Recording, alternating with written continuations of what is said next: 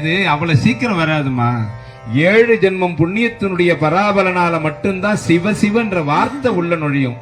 சிவன் கோயிலை மிதிக்க முடியும், சிவ சம்பிரதாயத்தை சார முடியும்.